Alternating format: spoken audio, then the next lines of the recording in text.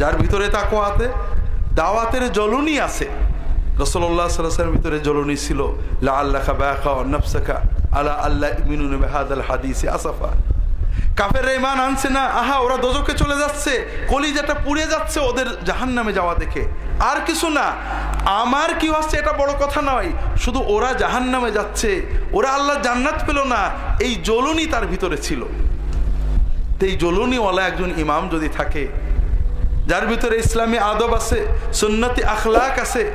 আমরা তো সুন্নত বলতে ভাইরা বাহ্যিক সুন্নতকে সবচেয়ে বেশি বুঝি, এগুলো সুন্নত খারাপ না, কিন্তু সুন্নত রাসূলুল্লাহ সাল্লাম আল্লাহ যেটা বেশি গুরুত্ব দিয়েছেন সেইটাই তো বেশি গুরুত্বপূর্ণ। আল্লাহ রাসূলুল্লাহ সাল্লাল্লাহু আলাইহি ওয়াসাল্লামের একটা মহা প্রশংসা করেছেন, ইন্নাকা লাআলা খুলুকিন আযীম, নিশ্চয় আপনি একটা মহান আচরণ চরিত্রের অধিকারী, ঠিক না? আল্লাহ রাসূলুল্লাহ সাল্লাল্লাহু আলাইহি ওয়াসাল্লামের ইবাদতের প্রশংসা করেননি, পোশাকের প্রশংসা করেননি, পাগড়ির প্রশংসা করেননি, কিসের প্রশংসা করেছেন?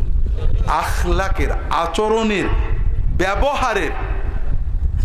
মানুষের কথায় কষ্ট দেন না, মন দিয়ে শোনেন, রাগেন না, রাগ সহ্য করেন, সুমিষ্ট কথা বলেন, সবাইকে ভালোবাসেন। এই যে সুন্দর আচরণ, আল্লাহ কিন্তু এইটার সবচেয়ে প্রশংসা করলেন।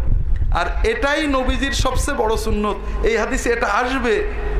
তবে এই রকম ইমামরা যদি আমাদের মসজিদে থাকতো, আর আমাদের দেশের লক্ষ লক্ষ মসজিদ এবং মাদ্রাসার মুসল্লি এবং তালবেলেমরা প্রত্যেকে সপ্তাহে একদিন যদি এলাকার মানুষদেরকে দিনের দাওয়াত দিত, শুক্রবারে ফজরের নামাজ পড়ে গ্রামে ঢুকে, বাস ভাই তোমার মসজিদে দেখি না ভাই, কষ্ট লাগে, আমরা এই দুনিয়ায় যেমন আছি একসাথে জান্নাতে থাকতে চাই, একটু যদি দাওয়াত দিয়ে, বিশ্বাস করেন প্রতিটি মুমিনের সন্তানের ভিতরে ঈমান আছে, কেউ দিনের শত্রু না, শুধু ঈমানটা ওই শয়তানি কারণে চাপা পড়ে গেছে।